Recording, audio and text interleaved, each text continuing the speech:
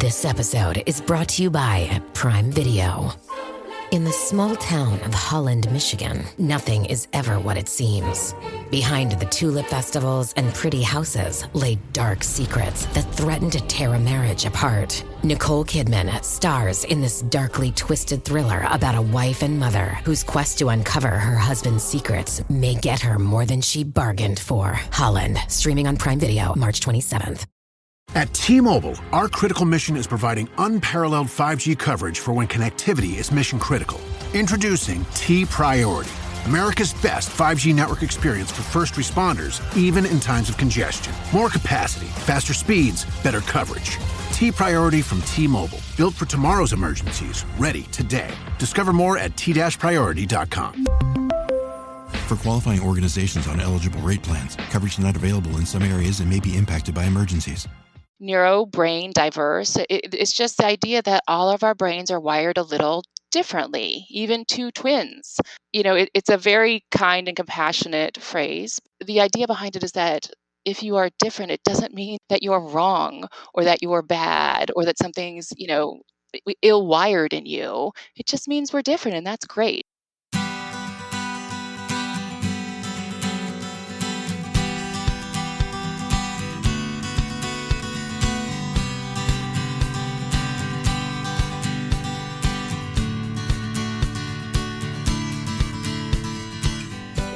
Welcome to Parent Footprint with Dr. Dan. I'm Dr. Dan. This show is about making the world a more loving, accepting, and compassionate place, one parent, one person, and one child at a time. The key to raising healthy and engaged kids is for us parents to seek the same in our own lives while striving to be the best versions of ourselves each day. No matter who you are or where you came from, with increased awareness, you can be purposeful about leaving a healthy footprint for your children, your family, and all those you care about, while living your own life to the fullest.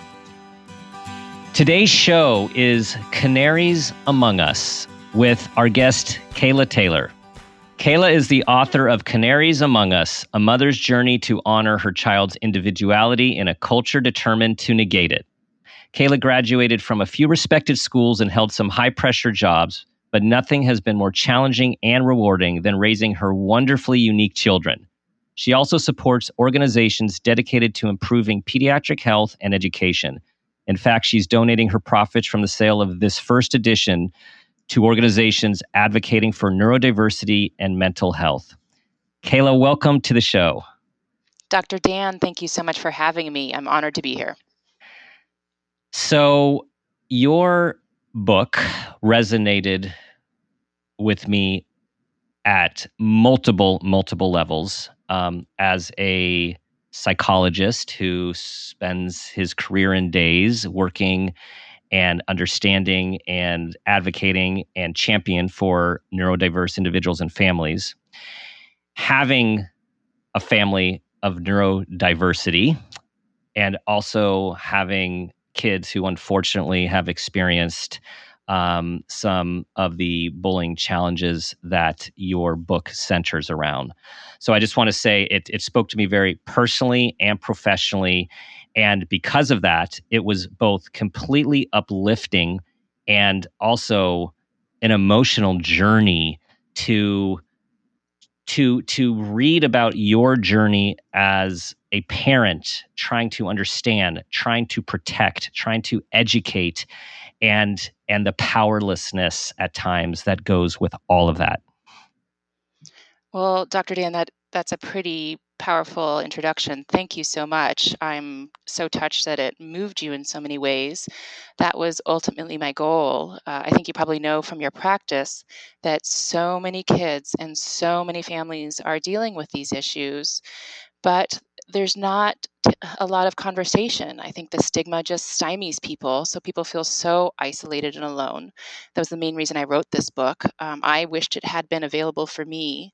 Mm-hmm. And so I'm trying to pay it forward and tell the story that's not being told, but is so common all around us. And I'm so sorry you can relate to the bullying aspect. Unfortunately, far too many kids can. Yes. Thank you. So the tremendous empathy for you and your family as well. So what you weave together is this important conversation. There's the conversation of neurodiversity, which we shall explain to our audience so everyone's clear on what that is. And then there's the conversation of bullying. And then there is the intermingling or the overlap in these populations. So tell us a little bit about each of what you mean by each neurodiversity and bullying, what you've come to learn about these populations. Right. Okay. Well, that's a big question because I've spent 3 years studying them, and it sounds like you spent your career studying them. So you can, we should probably be having this conversation together. When I was going through this journey, found that as I was coming across these issues, people were managing them independently and wanted me to. In fact, even as I was proposing the idea of this book, I can't tell you the number of agents that told me that I was trying to tackle too much. I need to write a book just on bullying or just on learning differences or just on mental health. But that confused me, and it almost even angered me because these issues are highly intertwined, and that is what was so debilitating, how they weave and wind and conflate, and that is what I wanted to explore because I knew so many families were dealing with that. And I felt more buoyed by the research. So, for example, 45% of kids with learning differences report being bullied, and 29% of kids with learning differences also have an anxiety disorder.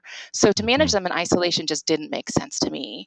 And it became apparent to me, there are a lot of statistics I could give you, but a few I found were quite jaw-dropping. So, for example, males who are bullied, according to one Harvard article I read, they're 18 times more likely to experience suicidality. And female targets are 27 times more likely to contend with panic disorders. Now, I don't mean to be histrionic or suggest that every child who is bullied or who has learning differences will have suicidal ideation or panic disorders. But I think it's clear that if we want to have a healthy society and raise healthy children, we need to manage these issues when they arise so they don't snowball into something that nobody wants. I guess you asked a lot of questions in one there. I did. So you asked about neurodiversity. Yes. When I first started studying neurodiversity, actually, this was not too long ago when my child was going through this incident, let's say 5 years ago. Someone mentioned the idea of neurodiversity to me, and I looked it up, and it wasn't in the dictionary. Which I saw that, and that is fascinating. Like that Doesn't it say a lot? I think it says a lot.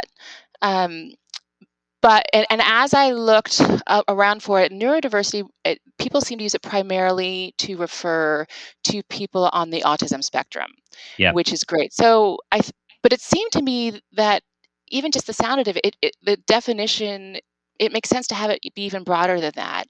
So neuro, brain, diverse, it's just the idea that all of our brains are wired a little differently. Even two twins, will behave and act and experience their environment differently based on their neural wiring. It's a very kind and compassionate phrase, A, because it sounds positive, and B, it honors that the idea behind it is that if you are different, it doesn't mean that you're wrong or that you're bad or that something's, ill-wired in you. It just means we're different, and that's great. So I really like that term. And I started using it a few years ago to refer in my writing to learning differences. And I see the general population is doing that more now as well. It is. It's fortunately expanded. My experience is the same as yours. The autism community is such a powerful, advocating, which is wonderful in many ways, right? Collective community, and really, it's really been that many of the other neurodiverse communities, such as dyslexia, ADHD, are often, I want to say, in a very positive way, have been riding on the coattails and trying to take a page of what the autism community has done to help us all understand that neurodiverse profile. But I do think in this last 5 years, particularly, there is a movement of neurodiversity which is much more affirming and much more inclusive of different sorts of learning and processing issues as well. that's been my experience as well, which I'm so happy about, because I think the more people that we can bring together to just have people appreciate any sort of difference, no matter what it is, benefits not just the individual who might not fit in a box, but our entire community. Bullying. Yes. That was the other part of my 25-part question. Yes, you asked how I would define it. Yes, how do you define it? Correct. Yes. Well, so I'm glad you asked that, because I found along my journey that one of the biggest problems is that everybody knows bullying is bad. I mean, I doubt you or I would run into anybody who would say, oh yeah, bullying's good. But I think one of the biggest problems occurs is when it occurs and people don't identify it as such. And I think a definition really helps, so that we are better able to see it when it happens. And I did a ton of research on this too. I'm sure you have, and you could probably be leading this conversation, but you asked me the question. So I'll tell you, I was the big dork who was being told that bullying wasn't happening to my child, and I was pretty sure it was. I mean, if you saw the way my child looked curled up in a ball, you knew something wasn't going right. So, I read all the books, but I couldn't find, one definitive guide. So then in the books, I looked at the footnotes in page 2995 for the various, research articles. And it seemed to me that the most common definition was something like bullying. Bullying is the act of repeatedly and intentionally causing physical and or emotional harm to another person with less power. And it can take the forms of physical and cyber, which I think most people notice. But as it says in the definition, verbal, taunts and threats also count, and social exclusion and humiliation also count. So I think when we have a definition, it became easier for me to advocate for my child, because all of those, the repeated, the intentional, the harm, and the less power, all applied in our case. Yeah, and as you're talking, I'm realizing I wanted to take a step back to also mention that in your preface, the courage that it took to write this book, but also I want to say the trying to find the word, the respect you actually have for all included, as you point out, the people who did things right and the people who did things wrong.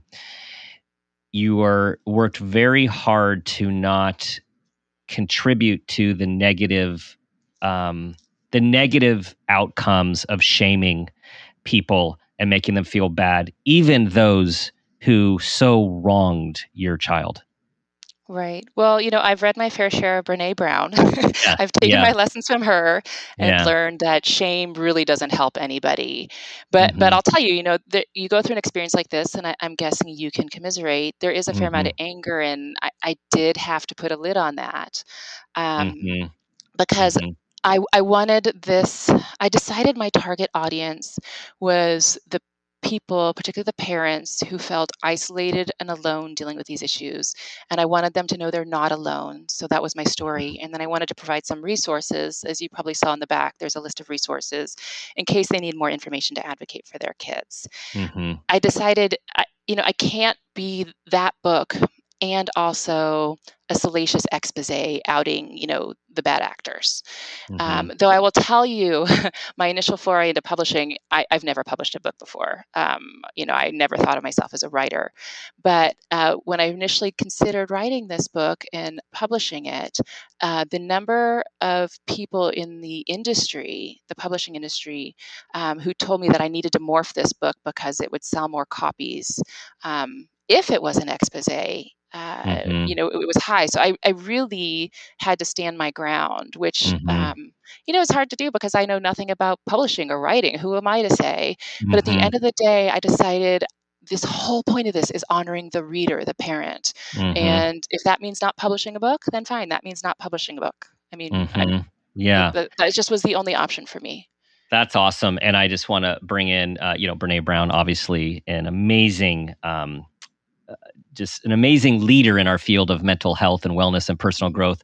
I also want to bring in, you're making me think of Martha Beck, whose most recent book is The Way of Integrity, which is an amazing book. And I want to say, like, you have so stood in your integrity through this process. It seems like it almost guided you. I mean, it was a guiding light. Wow. Well, thank you. I really tried. And it's funny you say guided light. There were a few in this. I feel like if you can just, when you're so deep in all these confusing aspects, if you can just choose, for me, I chose one or two things that were really important, like honoring the parent. I guess I didn't have your verbiage, but being the person you want your children to be able to be, role modeling. I couldn't go out there and be brash and rude and sell other people's kids down the river if my whole goal was getting people to respect and honor my kids, right? So Right. I had to choose a tact and stick with it even when it was hard. So thank you for seeing that, because it wasn't always easy. No, I can imagine. This is October when your book is being released, when the show is being released, and it is also National Bullying Prevention Month, which is so important. So this is also a very timely talk. However, bullying happens every single day, everywhere, and that's why this awareness is so important, because a lot of the time, there are no bruises, there are no cuts, there are no stitches. I mean, that is what everyone, I think, I mean, that of course still happens a lot, but that is where a lot of people think about. And with cyberbullying, as our kids are getting older, and all of the social media and all of the emotional savvy, to be stereotypical, it does seem that often, like, girls are sophisticated at earlier ages than boys are in some of these social games, just from development. And boys tend to be more physical, whereas girls tend to be much more, is cunning the right word? Manipulative? What would you say from your, Well, I'm saying from your story? I don't want to generalize male, female. Well, I'm yeah. thinking So I about think your that's experience. probably an important point you're making. Any gender can exhibit any of these behaviors. But I think what you're getting at is all kids are smart in their own ways, and they're not doing this in front of us adults, right? Right. They're smart. They're choosing their moments, they're choosing their times. And I think that's probably why most adults don't realize how common bullying is. The experts believe it happens to about 20 to 30% of all kids. Right. I can tell you I haven't seen it happen to 20 to 30% of all kids, but I also know they're doing it behind my back. Right. And also, kids aren't reporting the bullying. And I think, my understanding is one of the main reasons is that they're concerned that the adults won't handle it in a way that helps them. And I find that really sad. So hopefully we as adults can come together and learn more so we can really support our children, especially the ones who need it most. Yes. And so thank you for saying that. And I also want to, again, clarify, these are not, any gender can do any of these things. I'm just thinking back to, in the early elementary school years, there tends to be seemingly patterns that we see at different ages and stages, but this is universal. Yeah, and you're right, though. The science backs up some gender differences and all of that. But I think where you were leading is that it was the point that we can't dismiss the verbal and the social bullying. It might be harder to notice, but the effects of being socially isolated or humiliated or excluded are devastating. Our Attorney General is talking about that right now, about what is he calling it? A pandemic of isolation. Right. What feeling all alone and being excluded and humiliated feels like, and what it does to your psyche and your sense of well-being is devastating. It's so painful, and as you point out, it leads to, potentially leads to, lots of mental health issues. And that's where we can't, there's multiple reasons this conversation is so important, but we have to connect the dots to let people know that mistreatment of any sort makes people vulnerable for mental health and physical health issues that can be transient or can ultimately become chronic. Absolutely. Absolutely. So, given your background, you're a doctor. I bet I had to learn this. Bullying is a form of victimization, and threatening behavior literally activates your brain, the amygdala, the part of the brain that deals with the stress response. So, most of us call this the fight or flight or freeze response. Mm-hmm. So, when kids are threatened, they don't feel safe in school. They have to become vigilant, and they have to focus all their attention on their environment and staying safe. So when they're fighting or flighting or freezing, flighting, that's not a word. They're leaving or freezing. They can't learn. They can't reach their academic or social development potentials, and the consequences roll on from there. They feel socially isolated. They have low self-esteem. There are stress-related ailments, headaches, stomach aches, problems sleeping, which of course leads to mental health issues like anxiety or depression. Mm-hmm. And as we mentioned earlier, unfortunately, there is a tie to suicidal ideation as well. Mm-hmm. There's academic impairment, substance abuse, and then that leads into delinquency and crime. So, and as you mentioned, people think of mental health. I actually you probably noticed, a big motion in the book to consider mental health brain health. It is part of our body. Mm-hmm. It's not something ephemeral and separate. And Mm-hmm. so when our brain is stressed, it actually causes inflammation. It's connected to the other parts of our body, right? And inflammation has been shown to have long-term health risks like diabetes and heart disease.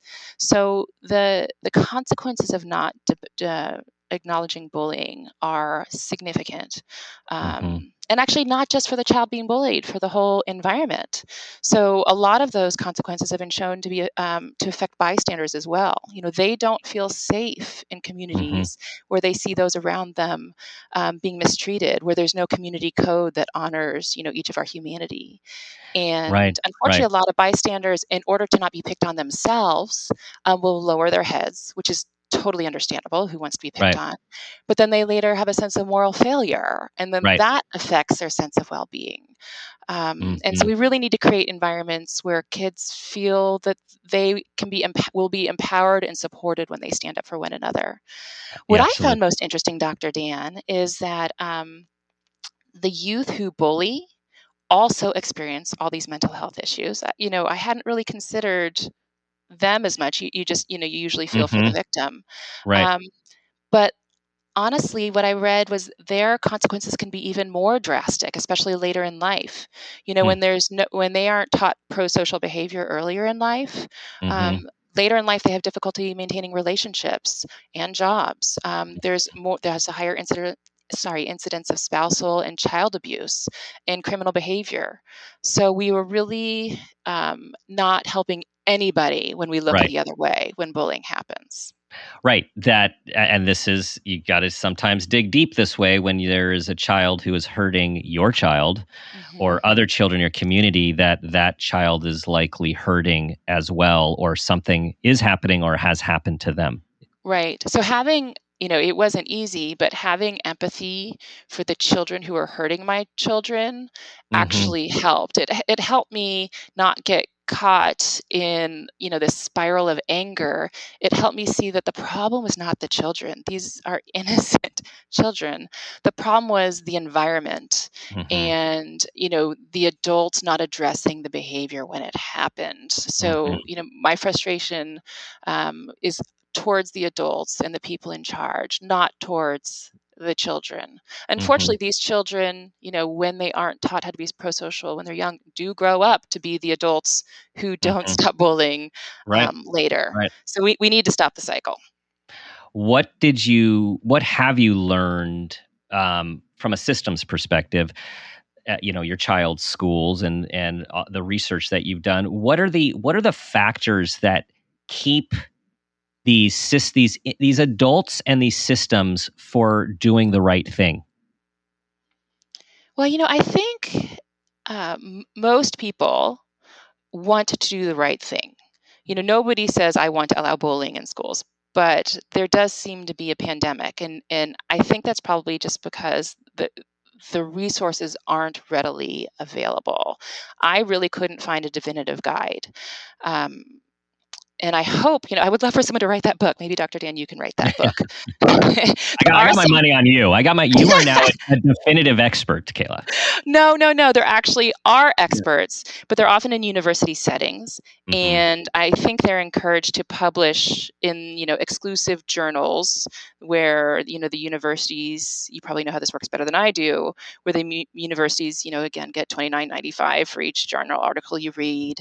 I would love for, basically the world's experts to come together. I know they do. They have conferences, world conferences, but I would love for them to publish something that's more readily accessible to schools and teachers and parents. That would be really helpful. But you alluded to, I think you alluded to wondering if there are things that have been shown to be helpful.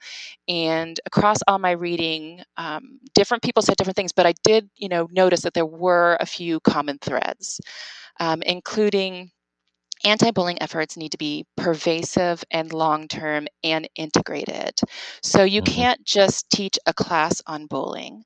You also have to look on the playground. You can't just teach students. We need to include the administration, teachers, and parents in the effort. There are a lot of social and emotional classes going on these days, which is great. But I feel like that often results in a one-day class and you put a poster on your wall that says, "We don't bully here," and you feel morally credentialed, and then you're done and you move on to the next thing. But this kind of thing needs to be wed throughout your entire school. So another thing that was really common requirement was transparent and well-defined policies for both preventing and bullying before it happens and addressing bullying when it happens. Unfortunately, my school, I asked many times, refused to do that. I think the administration wanted leeway to handle things as they saw fit, behind closed doors. But that built a huge lack of trust for me. For me, I think, especially after reading what the scholars say, is a really crucial element of a successful bullying program. Another thing that they said is most supportive is authentically true, kind cultures. So again, you can't just put a poster on a wall. You have to walk your walk, and that is role modeled on top. So for example, if you have an authoritarian leader who is being rude to the teachers, those teachers are then frustrated, and then they're going to the classrooms not being their best selves. But you really need to have this sweet, kind culture that is pervasive. So culture is also particularly important because it helps foster what is apparently the largest deterrence, which I think, as we mentioned earlier, is peer intervention. When bystanders are empowered to stick up for others, bullying rates drop precipitously. And this makes sense because usually the adults aren't around to manage it. It's the peers that are around to stick up for others. I have found that often, and there's a lot of research on this too, people who speak up, who are whistleblowers, are often treated like traitors or snitches, right? But if we can create cultures that treat them, that celebrate them, and treat them as, the heroes that they are, and empower them, we will probably have environments that have much lower rates of bullying. In fact, the research shows that's true. And there are also things like anonymous reporting systems, because people often have a hard time coming forward because they're scared of retaliation, right? So there's several things we can do that can lead to decreases in bullying. And there are some great websites like pacer.com, stopbullying.gov. There are some great resources. But as I said, I would love for someone to write the definitive guide. But what the guides don't do, I think maybe one reason there isn't a definitive guide is because that each environment is a little bit different. So things need to be tweaked one way or another. But I still think there's some basic fundamental tenets or principles. And I think one thing people really need to be aware of is that in your own environment, probably one of the most important things you can do is address any power imbalances. As you remember from the definition, that bullying occurs towards people with less power. And what I read in the research, it seemed that the programs that weren't effective didn't address this power imbalance. Hmm. Well, and it sounds like even though there's different ideas out there, what I'm hearing is if you're an organization, you acknowledge that bullying exists, that you have a transparent way that you work to prevent bullying, and then you have a transparent, even if it's general, guidelines about how you handle it once it occurs to stop it and mitigate it as soon as possible. That alone sets the start of a healthy culture. You still got to do something about it, but just putting that out there, it seems huge. Right. I think that's absolutely true. I think one of the reasons, at least I experience, that schools are hesitant to do this is a lot of schools are worried about the reputation and they want to say, no bullying happens here. This is a bullying free zone. And they're worried if they admit bullying happens there, then people will think it's a bad school. And there was this quote from one of the research I read, which I love. And he said he would be more worried about a school that says they have no bullying than a school that Hmm. documents many, many, many cases of bullying, Yes, I because saw. bullying happens everywhere. And Right, so not acknowledging it is just a red flag. right, The trick is managing it when it happens. right. And so to not have shame in it being able to admit it happens, because it really is human nature. I mean, Hmm. power imbalances, making others, the in group, the out group, making others feel bad to elevate your own power and control. This is all part of our, unfortunately, part of our DNA. Well, right, and it's probably developmentally appropriate, right? At this age, kids are testing boundaries, Hmm. right? It's just what they do, and power is enticing. Hmm. But if you have boundaries and guidelines around how to do that, then the kids can grow up in a more functional Hmm. way.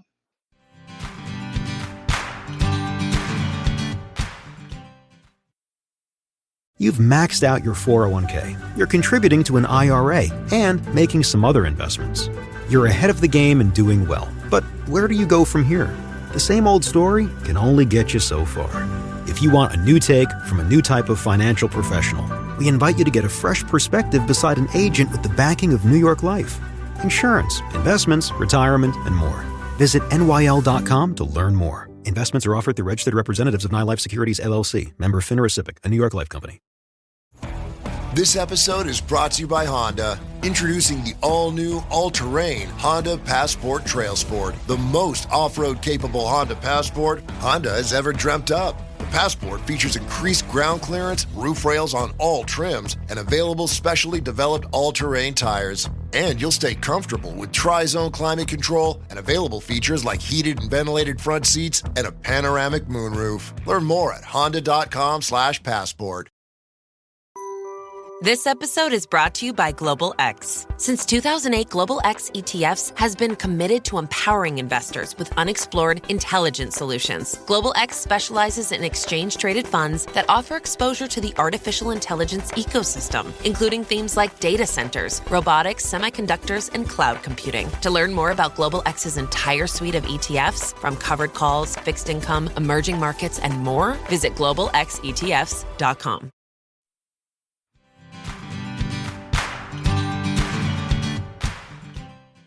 I want to turn us back towards neurodiversity and your experiences of going through comprehensive neuropsychological evaluations with your kids, which is a whole world, I know. And I want to start by just sharing an experience when I, as a psychologist who was doing neuropsychological testing, we had our oldest tested due to some learning and processing differences. And here we were with a close friend of mine did the testing. That friend came over for feedback to our kitchen table just to give us feedback and walk us through, and did it in a way that I have done it myself for years at that time, like a very normal, typical way. And I was completely devastated by the findings, the language, and it changed the way that I saw the process, talked about the process, talked to parents, and changed the way we do things at our center as a result of that personal experience, because you can't explain it, right, unless you're hearing all these negative things about your Right. kid. Right.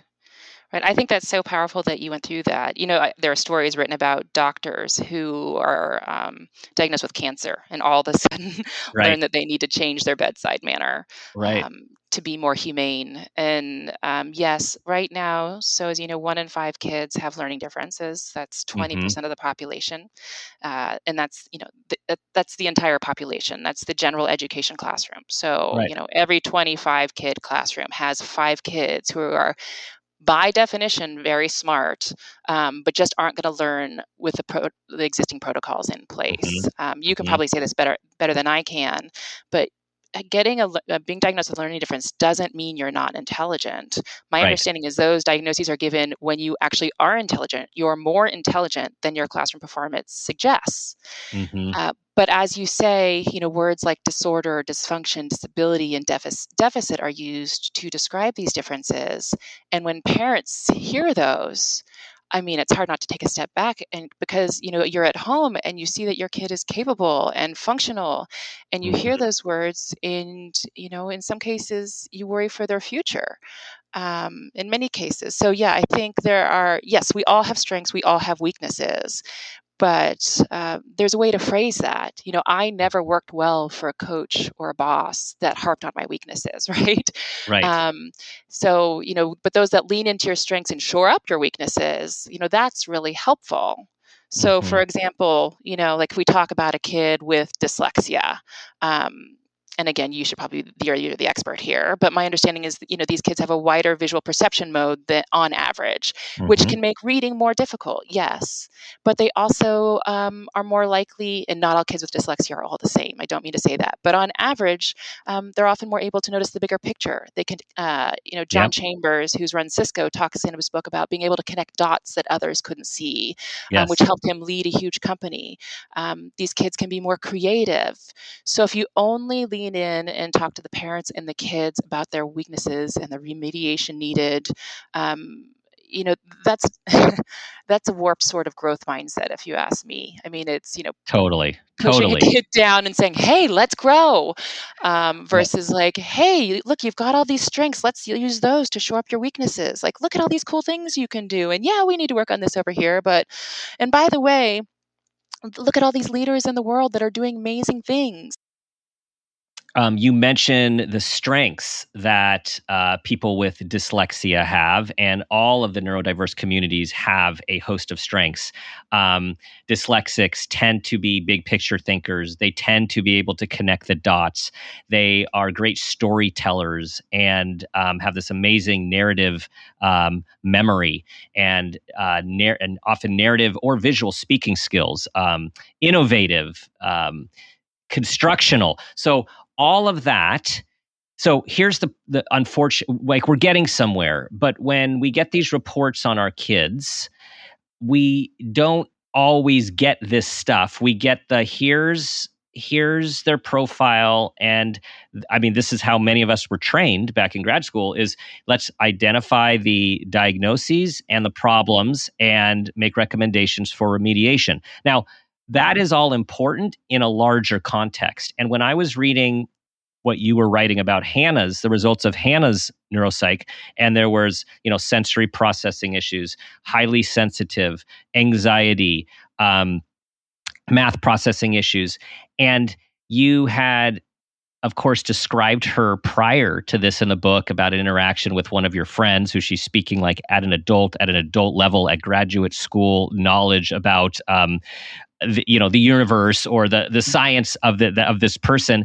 And then I was reading about some of the testing results, and I had to ask, did anyone ever tell you, wow, she's really bright, wow, she's really creative, wow, she has some gifted traits? Did any of that come into the conversation? No, it didn't. I Mm-hmm. will tell you, with people. So when she's out, in the universe, and Mm-hmm. there's that story that you mentioned where she's talking with an adult, a math professor, and the professor is blown away. Mm-hmm. Um, Quite regularly, people look at me and say, whoa, this kid is brilliant. I mean, Mm-hmm. they're set in their tracks. They almost don't know what to say. But it's interesting. I don't get that feedback much in Mm-hmm. like a neuropsychological environment, and Mm-hmm. especially in school. Her way of being is often not allowed to shine Right. in rigid, more traditional school environments. Absolutely, because it's different.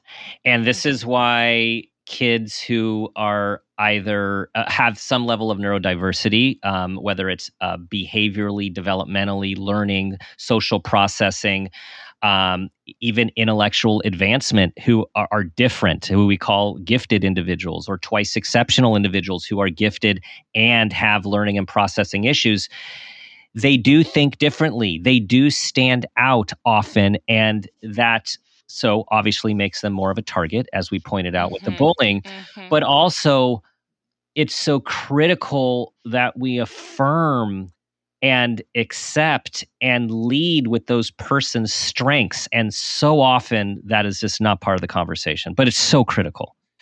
Right. And I wish we had run into you earlier in our journey. We did not hear a lot of that, either in the appointments with neuropsychologists, and definitely not in the classroom. Mm-hmm. The concept of 2E and twice exceptional has come up quite a bit since then. Mm-hmm. And to be honest, the word gifted is used often. Yep. But I'll tell you, I'm a little hesitant to use those words myself. It's my child I'll tell you, is now at a school that labels her as gifted. Mm-hmm. And after many years of being demeaned, that has been huge. Mm-hmm. But I personally, and you might disagree with me, am hesitant to use that word more broadly. I'm glad that it's given her confidence. But what I worry about that word is it suggests that a few kids are gifted. And Mm-hmm. I actually think there's a wider variety. There's more ways of being intelligent than our current understanding allows. Yes. So I'm sure you're familiar with Howard Gardner's theory of multiple intelligences. Yes. Yes.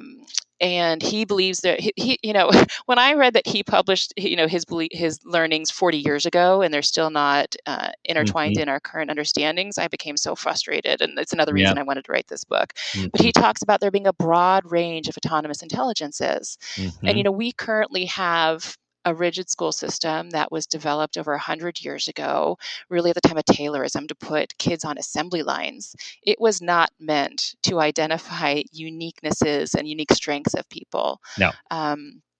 And so I think, there are more ways, and so too are, our IQ tests that we commonly use now were developed Mm-hmm. around that time. Right. They too have specific variables that, truly are a social construct, and they miss, I think, a lot of things that are important, like creativity, you mentioned earlier, and divergent thinking. I mean, those Yep. are so important and such great signs of intelligence, Mm-hmm. and so crucial in, being capable later in life, but those aren't included. Mm-hmm. And things are included, like a lot of the parts of the test are timed.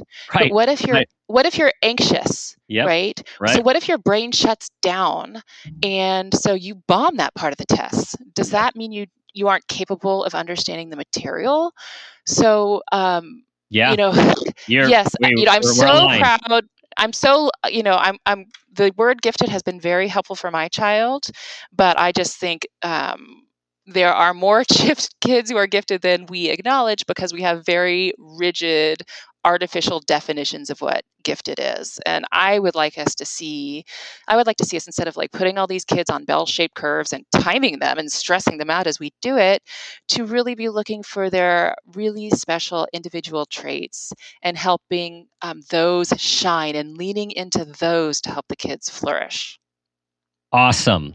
Okay, Kayla, we are completely aligned. We are completely aligned, and you just very nicely summarized the potential upsides of being seen for having a label, and all of the potential downsides and the problems with identification and the limit. So anytime we have a group of people, it creates problems like the in and the out. And do people on the in get things that the people on the out don't?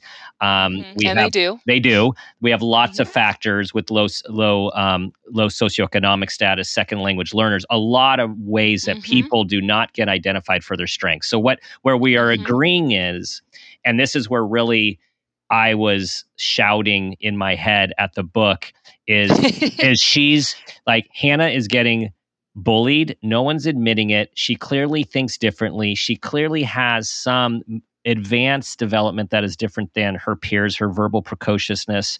And I was like, is anyone seeing that? Is anyone calling that out? Is anyone saying like, you are awesome. You are such a great thinker. You are able to do these things and think about these things that other kids your age don't, even though there's these other things that are easier for kids your age that are harder for you. So Dr. Dan, the answer is no. Yeah. Because I think, unfortunately, we aren't equipping our teachers with the kind of knowledge that you have. I looked into the various graduate school programs, and they don't teach teachers how to identify learning differences. You can go through some of the most rigorous programs in the country and graduate and not take one class on learning differences. You can get, I don't know what degree they give you, but have a focus on special education, right? And only take one class. Right. The state's credentialing programs teach nothing. At least when I studied this a few years ago, and it wasn't that long ago. I'm guessing you've probably read Forward Together. It's an amazing report produced by Understood and NCLD, which goes into all of this and shows how we are really abandoning our teachers and not giving them, not only are we underpaying them, which I think we can all agree on, right? We are not preparing them to teach the students that are in their classroom, even the ones with mild to moderate learning differences. Apparently, only 17% of teachers feel very well prepared to teach students with mild to moderate learning differences. So they feel overwhelmed and unsupported. I mean, we're really putting our teachers in a bad spot. Yeah. And all this leads to judgment. So 1 in 3 teachers, and I assume parents too, view learning differences or attention issues as laziness. So now we've started to blame the kid, right? 1 in 4 believe learning differences can be outgrown when, as you have studied, they're neurological differences. Like brains are literally wired differently. You don't outgrow that. Yes, there's neuroplasticity where you can create more synapses, connections, and your brain can grow and you can learn. But to assume that learning differences will be outgrown is just not right. And for example, 1 in 4 believe ADD, ADHD is a result of bad parenting, which, of course, leads to a lot of judgment. So, as you know, like lack of understanding, ignorance leads to judgment, and it's just the last thing we need, in our homes or in our schools as we raise these children. We want to be supporting them and treasuring them and valuing their strengths. Absolutely. And you mentioned in the book, and you just mentioned now Understood, which understood.org, everyone, is an amazing online. Truly. It's got everything about neurodiversity and resources and articles, and it's organized by different labels and profiles. And so that's just a great resource for anyone who knows that they have a neurodiverse kid or is wondering whether they have a neurodiverse kid. And I should add, if you have a neurodiverse kid, there are many of us along the way that learn that we are also neurodiverse ourselves through our child's experience. Isn't that funny? You learn about your kids and you think, this is sounding great for you. I have never been diagnosed, but I'd be willing to bet I'm inattentive. I mean, if the number of times, I was reading textbooks and I had to read the same page 3 times because I just could not stay focused on it. Yes. I'd be willing to bet I'm, inattentive. I am wondering if you can share with us how you have changed as a person and as a parent from being on this journey with your kids and what you guys have been through. I think one of the biggest changes for me is, and I'm going to tell you something that I'm not proud of. I think I did what was role modeled for me, and I was pretty judgmental. When I saw someone behaving differently, I assumed there was something wrong with that. Mm-hmm. And having kids that don't fit in a box made me really think twice about how I evaluate and consider and treat others. So, for example, now I do everything in my power to avoid using words like weird or strange or crazy when describing people. Mm-hmm. Environments can be weird. Environments can be crazy, especially the way they treat kids sometimes, but kids and people are not crazy. I look back at the kids who were different in my own elementary school, and as far as I remember, I didn't bully them, but I also didn't help them as much as I wish I would have. I didn't Mm-hmm. have compassion or empathy.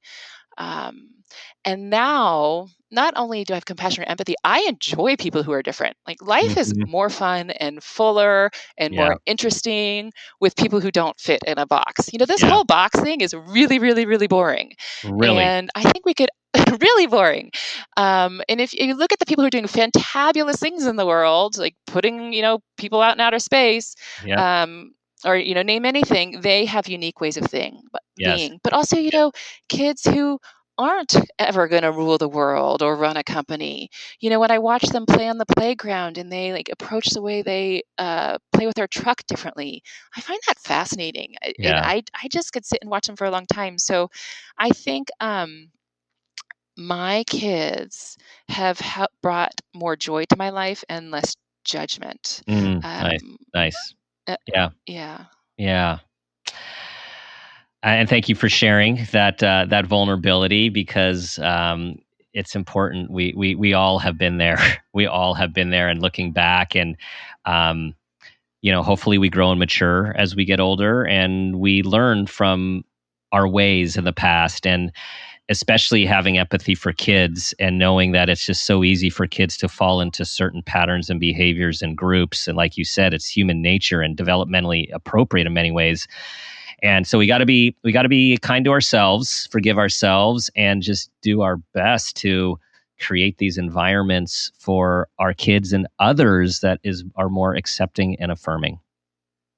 I couldn't agree more. Kayla, it's time for the parent footprint moment question. Here we go. It's so open-ended. I don't know where to go, but go for it. I'll shoot from the hip. We'll see what we can do. Okay, you got this. Tell us about a time that you became aware of yourself as an individual, as a parent, or even an awareness of your own parents, and that new awareness had a positive impact on your life, your kids' lives, and or those you love. Okay. So since we've been talking about being a parent in this conversation, I'll continue along that thread. And I wrote about this in the book, actually. When my child was about 2 or 3, I think 3, she came to me and said, "Mommy, that babysitter is mean. I don't like that babysitter." And I did what I believed I should do as a parent, and that is basically keep her in line. I needed to go to work. I needed to do something, and we needed a babysitter. And I assumed that she just would rather be with me than with a babysitter. So I pretty much dismissed her. And she came forward a few times, but then one night in bed, as I was putting her down, she looked at me with these big round eyes and said, really, really innocently, she said, "Mommy, Jenna makes my heart turn brown." And I was a little bit shocked because, again, she was so young and this was so visual. And I'm not a terribly visual person. And so the imagery struck me. And also, she was 3. What does she know about anatomy? Mm-hmm. So I asked her, "Okay, honey, well, I didn't say okay. I said, what color is your heart normally?" And she said, "Well, pink or red or something like that. But when I think of Jenna, my heart turns gray or brown, or what color is it when things burn and they die?" Oh. And again, that was juxtaposed with these big, round, innocent eyes. And I was almost speechless. Mm-hmm. And at this moment, I think I started realizing a few things. First of all, that my child was highly sensitive, that she was able to notice things other people weren't noticing, and she was able to express herself in a way that was a bit unusual. I started thinking of her as an old soul about that time. Mm-hmm. But then I also started realizing, because she was noticing these things and more sensitive to these things, it took me some time, but this was probably the beginning of my journey of beginning to realize that I couldn't parent her the same way I parented my other kids. Mm-hmm. She is an individual and needed an individual response. And when she first came to me, I assumed she was like my other kids and was just complaining about being with a babysitter. And really, there was something else going on. And so I learned that I really needed to appreciate her differences and validate her story and listen to her if I was going to be a good parent. And that wasn't always going to look the same way as it did with my other kids. Yeah. And that wasn't unfair. I wasn't playing favorites, but I was individualizing my parenting for my kids. And I started, being less judgmental with myself about that and saying, that's okay. Nice. There's so much in that moment, right? That the several moments that make that moment, so much there. I think so. It really blew me away. Yeah. And it really helped me start to see her so much better. Right. And for our kids that do perceive the world differently, and for us to have to pause, to be mindful enough in our busy days to just stop and consider what our kids are saying, even at ages when we don't think that they should or could be aware of the things they are. Many of our kids are, and how important it is to listen and to honor it. Mm-hmm. Mm-hmm. Yeah. I'm right there with you, Dr. Dan. And thanks for all you're doing to help us become more sensitive to these issues. Well, Kayla, thank you. Your book is a journey, everyone. When you go out and get Canaries Among Us, a mother's journey to honor her child's individuality in a culture determined to negate it. It is, it's a story that most people will resonate in some form or in all forms. And also, it's such in my experience, it's a beacon for us really being aware of the impact of bullying and how prevalent it is, the common occurrence of neurodiverse brains. 25% of humans have neurodiverse brains. It could be even more, especially as we continue to evolve and technology continues to evolve the way we process information. Different brains designed to do different things. All of these brains are needed in our society and need to be valued. Cheers to that. Kayla, tell everyone where they can find your book now and more of what you're doing behind the scenes to help this cause. Right. So Kayla Taylor, KaylaTaylorWrites.com is the website where you can go to get more information. And the book Canaries Among Us is available at any of your favorite stores. I will do a little plug for the independent bookstores. And right now, especially during this Bullying Awareness Month, I'm just doing what I can to spread the word on how important it is to understand the issues of bullying and also, of course, neurodiversity. And I welcome anybody who wants to continue the conversation. I would love to talk with them. And Dr. Dan, thank you for using your platform to enhance understanding and compassion. It's really, really important. And I value and appreciate what you're doing. Thank you, Kayla. We are completely aligned, and so glad that we could have this conversation and share it with others. All right, everyone. That concludes this conversation. Thank you for listening. Thank you for being part of our community. Please share this with anyone and everyone you know who will benefit from this information. We have come far, and we have far, far, far to go when it comes to preventing bullying and to understanding and embracing neurodiversity. Do your best to be the person you want your child to become. And as always, ask yourself the guiding question I ask myself each day: what footprint do you want to leave?